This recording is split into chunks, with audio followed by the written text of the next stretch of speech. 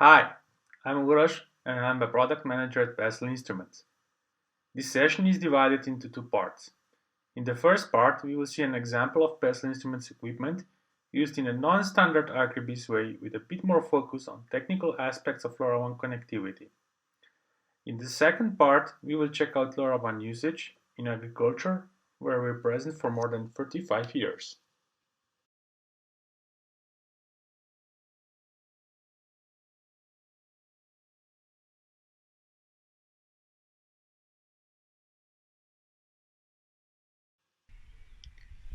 As the current situation is preventing us from making a video of use cases on a farm, I finally found the time to set up my own experiment where I used Pessl Instruments weather stations with LoRaWAN connectivity to crack the issue at my place. I live on a hill where lots of water is coming down the slope in winter with melting snow or when it's raining. Because of this, a part of my porch decided to break apart and started to sink into the soil.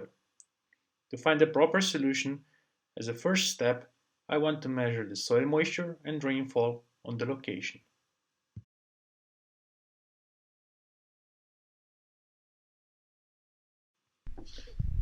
Here I have our Micrometos Clima weather station with one watermark and with one PI54D sensor connected to the PC.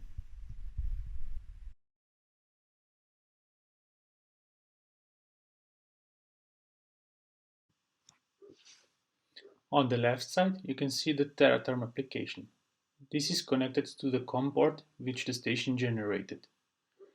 Here is the station startup sequence. When the station starts up, it configures the RN module from Microchip, and then it goes automatically into initial communication with the LoRaWAN network. Here is the process of connecting to the LoRaWAN network using the OTAA join procedure. On the right side, you can see the data coming into the TTN. You can see the join request and you can see the first payload delivered to the TTN server. Let's examine the metadata from the right side from the Things console. We can see here that the station was able to identify two LoRaWAN gateways in the area.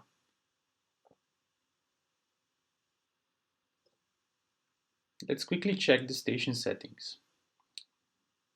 This gives us the information about the station and the information about the LoRaWAN module. And for the end, we performed the sensor test to see if all sensors are recognized and the data that it's reading at the moment.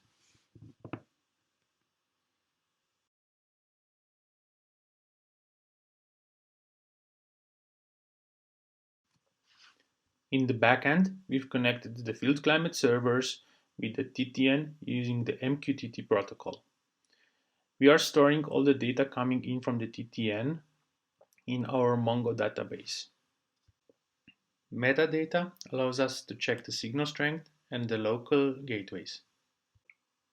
In this case, the station is able to find two LoRaWAN gateways.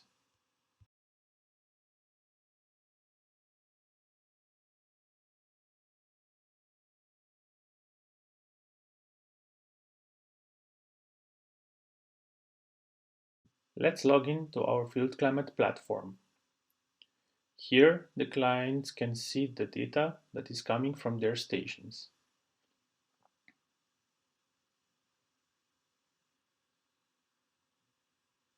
The field climate platform provides an overview of the raw data from the sensors, as well as additional services that are built on top of that data. Here we can see that the station is transmitting the data every 15 minutes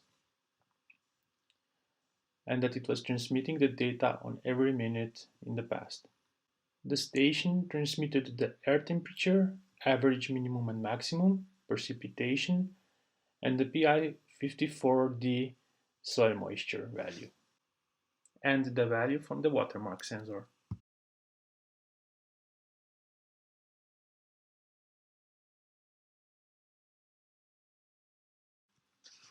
After the communication and the sensor checkup, it's time to deploy the station on the location. You can see on the left side that the station is mounted on a wooden pole a few centimeters over the ground. And you can see wires from the two sensors which are installed in the soil.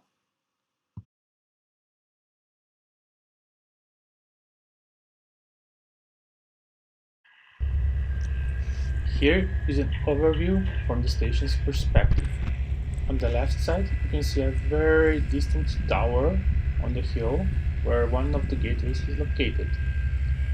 If we move to the right side, you can see a tower located on the right hill where the second gateway is located. Both gateways are set up and maintained by the DTN Maribor community. Thanks to them, the connectivity for this station is for free.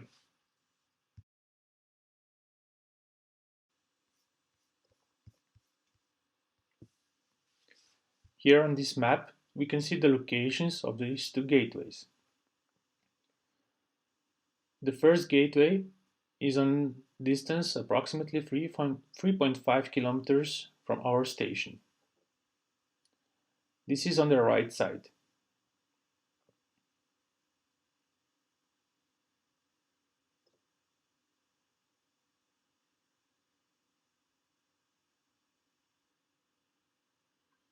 The second gateway is a bit farther away and is located on the highest hill around Maribor. The distance between this gateway and our station is approximately 12 kilometers. Both gateways are in perfect line of sight.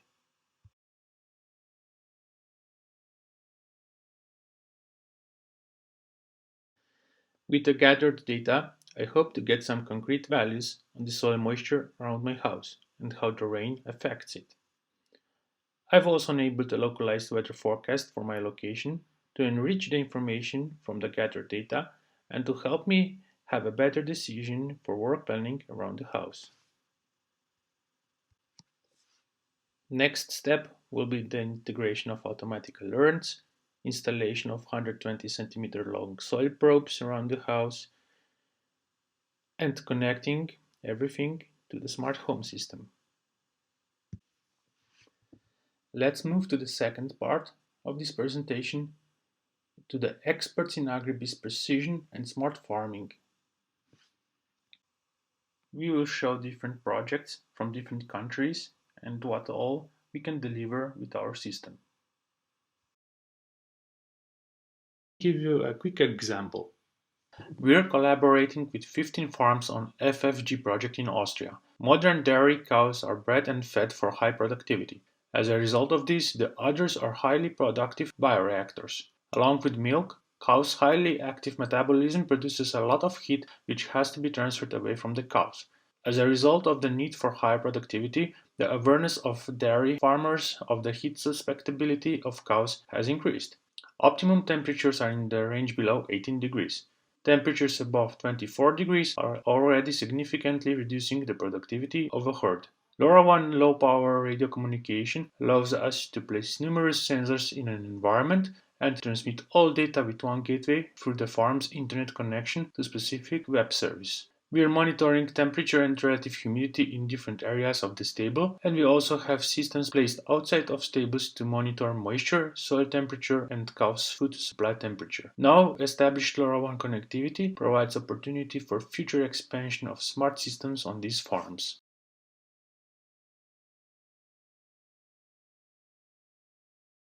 Hello, my name is Enrique Audifred and I represent Metos Mexico. Our first experience with LoRaWAN was a project in oil palm in southeast of Mexico. We decided to use the LoRaWAN technology because our client don't have 3G network in his oil palm production area, but he had a Wi-Fi network in all of the field's office that they have. First of all, we studied the field and its elevation to guarantee the station sent the information between station and gateway. Now the LoRaWAN in this project gives important information for our clients. They have weather forecasts in 3 of their production areas, and they know how to determine the irrigation in their fields. In our opinion, we think that the most important challenge for the LoRaWAN is find a way to connect via satellite to the cloud.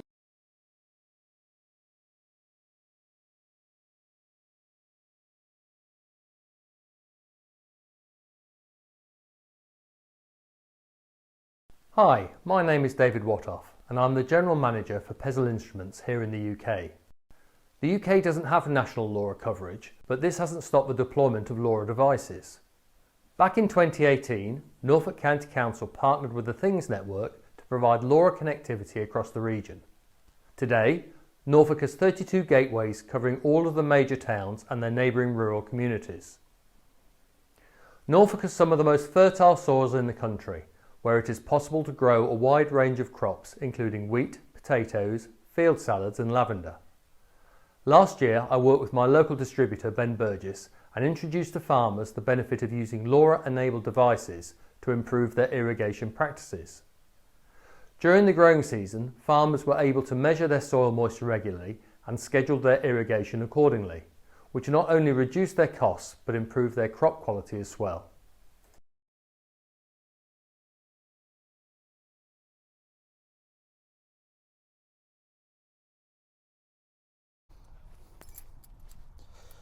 Okay, we're installing a Eco D3 unit. This is meant for more in-field monitoring. As it implies, it's eco in that you can add a number of different sensors to it. Here we have a pigtail for a Centec moisture probe, which we will install along with temperature and precipitation being measured. So typically these are installed in the field in a rooting zone of a crop to measure the soil moisture in each depth of the sensor profile. Here we're putting it on the edge of the field because we're in a very wet condition right now.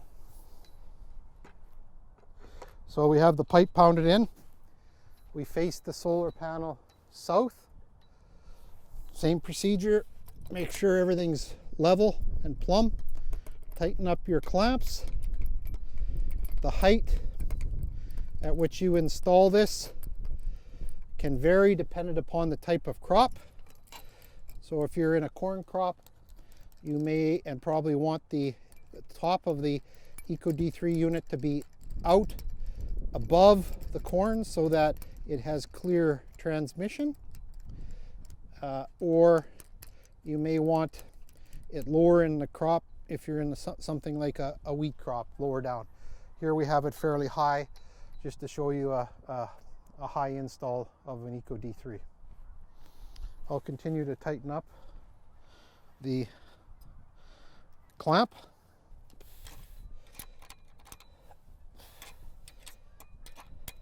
Okay, we got it installed.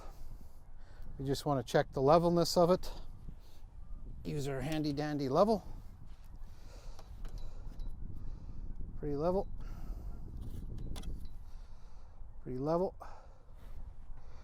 Tightened up a little bit more. And we're good.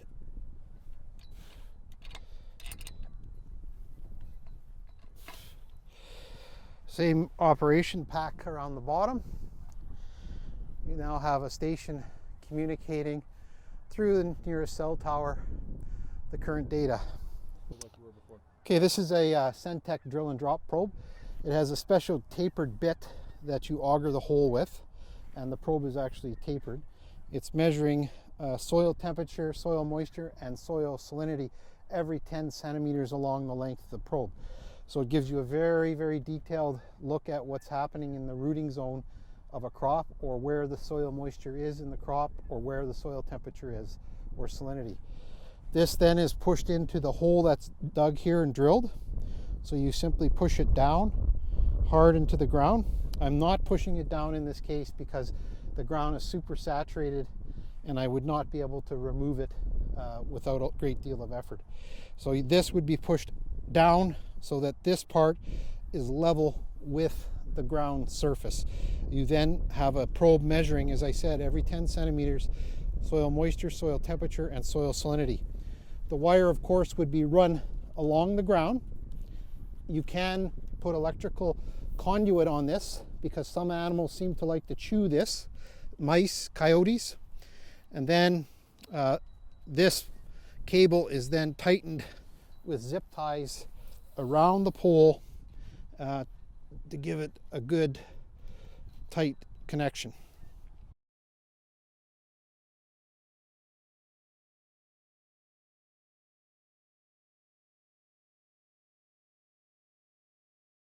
Hello guys, my name is Gottfried Pessl. I am the CEO of Pessl Instruments.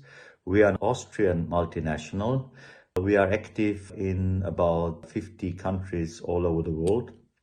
We are one of the pioneers in the IoT sector and one of the pioneers in using LoRaWAN in different places in the world. The COVID crisis will certainly change a lot of the farmers' activities, getting data in automatically and remotely, almost in real time, into their mobile phones and make informed decisions about disease forecast, irrigation management, irrigation automation, workforce planning, and many other things. Especially IoT and the software will bring data into action.